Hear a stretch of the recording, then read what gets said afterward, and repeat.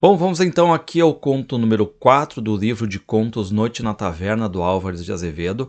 O conto número 4 se chama Genaro, começa com uma epígrafe do Cornell que diz morrer ou matar, ou seja, tudo a ver com o conto que a gente vai ver agora, tá?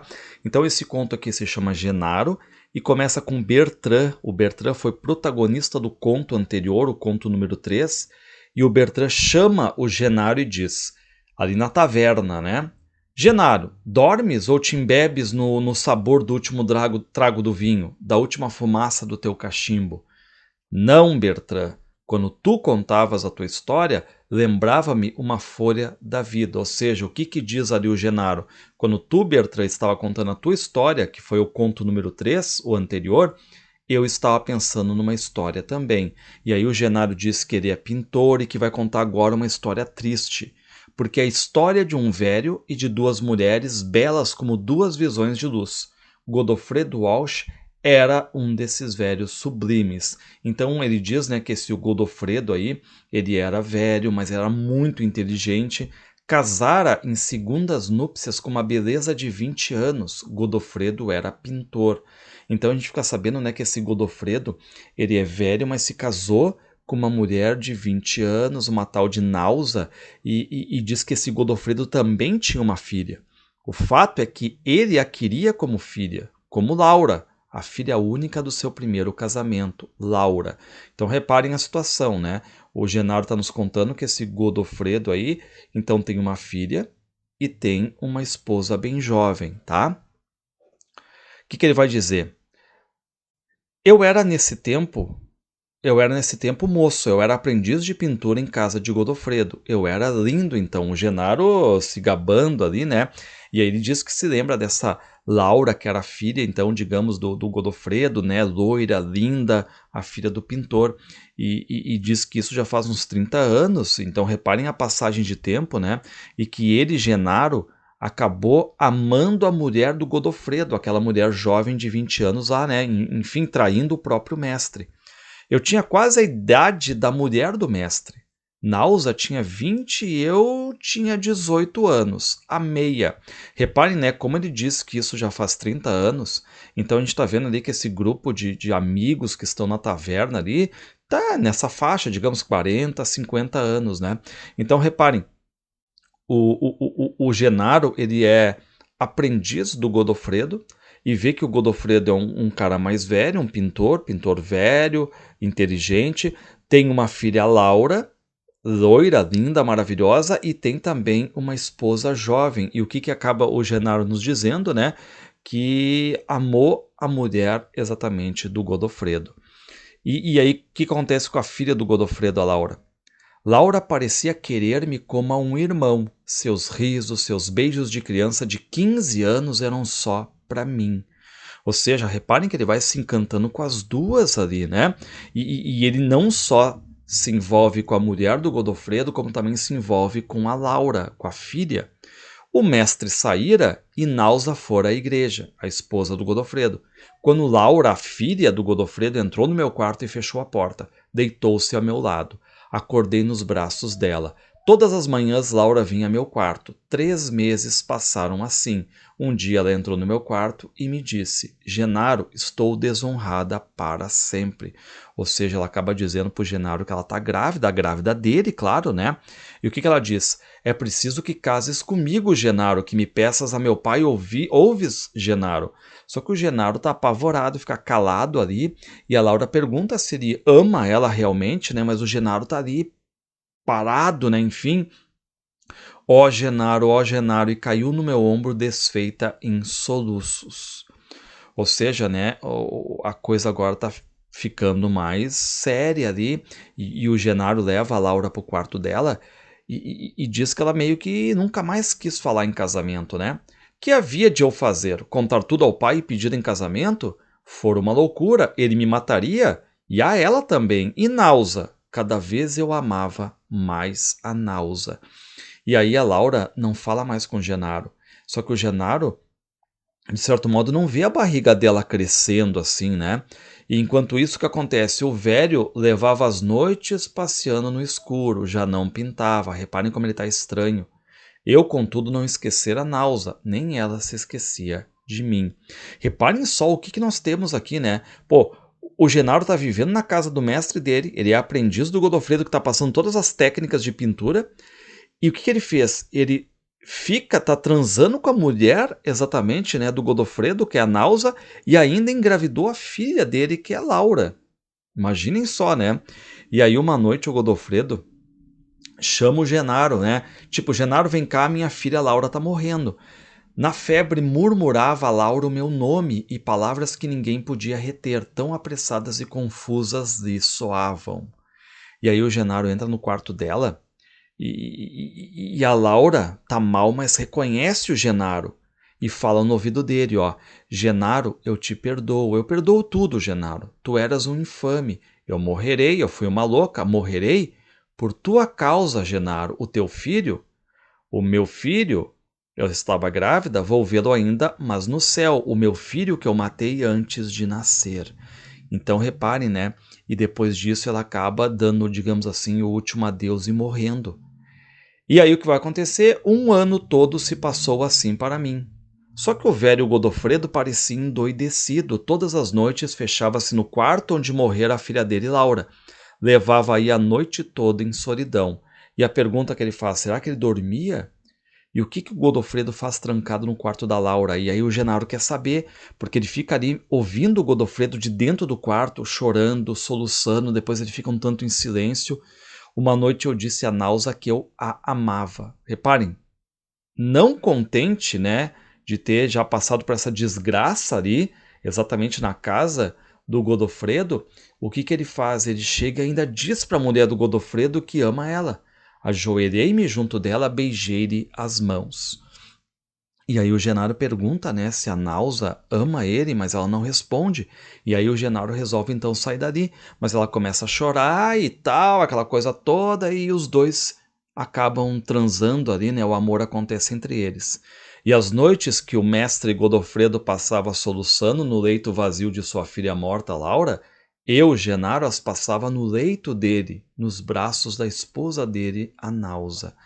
Só que tem uma noite que o Godofredo chama o Genaro, né?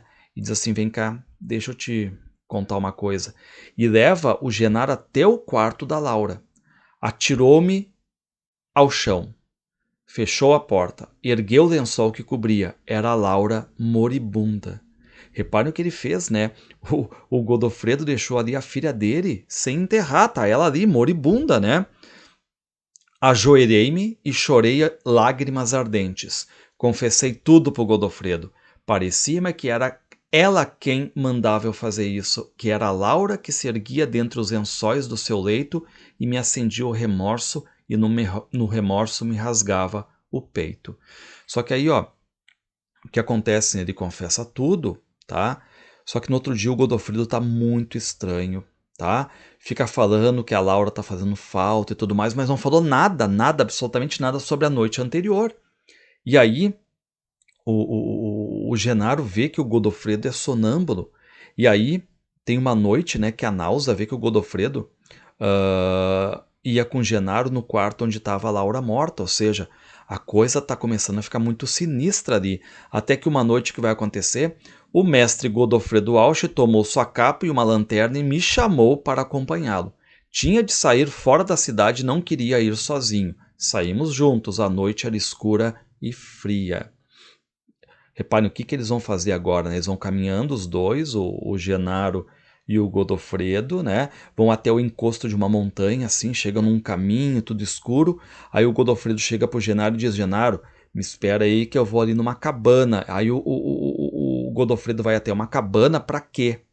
Quando a porta abriu-se de novo, uma mulher lívida e desgrenhada apareceu com um facho na mão. A porta fechou-se. Ou seja, né, o que a gente tem ali, o que o Godofredo foi fazer na verdade, né? O Godofredo ali, né, ele volta para perto do Genaro, chega e diz assim, ó: Genaro, eu quero te contar uma história. É um crime, mas eu quero que tu sejas o juiz dele. Reparem agora, o Godofredo vai contar, digamos assim, toda a história do que o próprio Genaro fez com ele.